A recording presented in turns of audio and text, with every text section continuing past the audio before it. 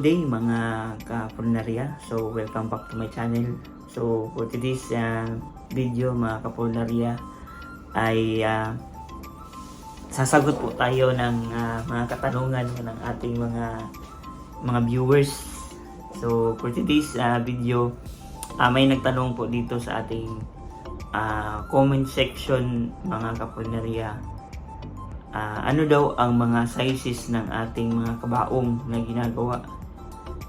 So sa amin mga kapulnarya dito sa funeral namin tinatrabahuan, meron po tayong tinatawag na standard na sukat mga kapulnarya. So pag sinabi natin standard, so yun po ang regular na aming ginagawa na sukat mga kapulnarya.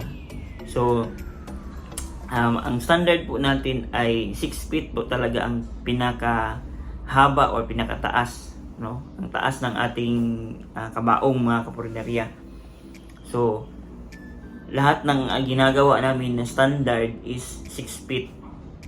Tapos ang kanyang body naman niya, ang lapad ng kanyang katawan ay mayroon tayong size na 20 inches at meron din tayong 21 inches, and then meron din tayong 23 inches. So tatlo ang ginagawa namin na taas ng body, no?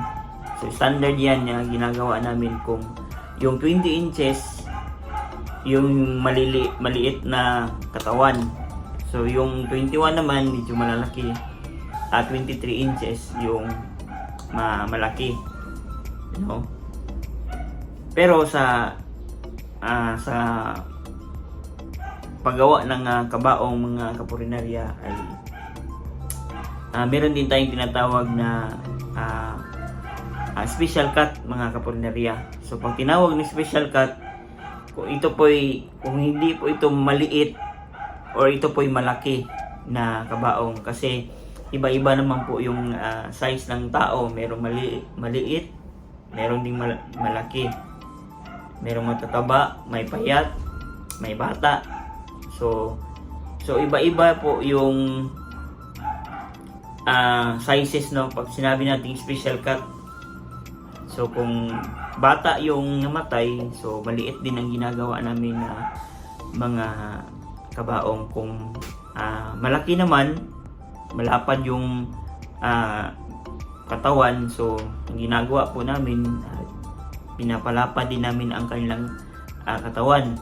Kung tama-tama lang yung katawan nila at medyo mataas ang kanilang height, so ang ginagawa po namin, yun pa rin ang standard ng katawan.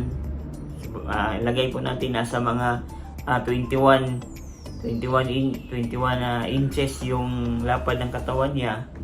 So tapos hindi siya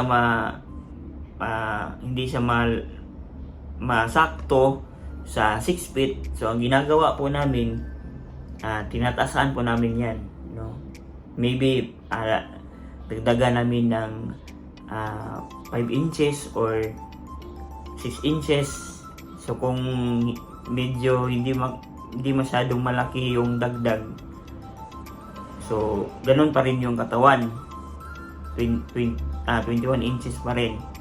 Pero kung medyo mataas na talaga siya, umabot siya ng 7 to 8 feet ang haba niya, so ang ginagawa po namin, ang katawan po ay amin pong binabagay. So medyo nilalakihan din namin ang body niya mga kapulnarya, para hindi naman siya pangitingnan.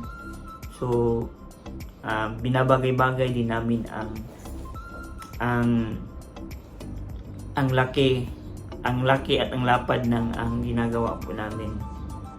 Pero yun nga, so ang standard talaga sa funeral kahit saan na funeral, ang haba talaga is 6 feet lang talaga, kasi Pilipino naman tayo, hindi man tayo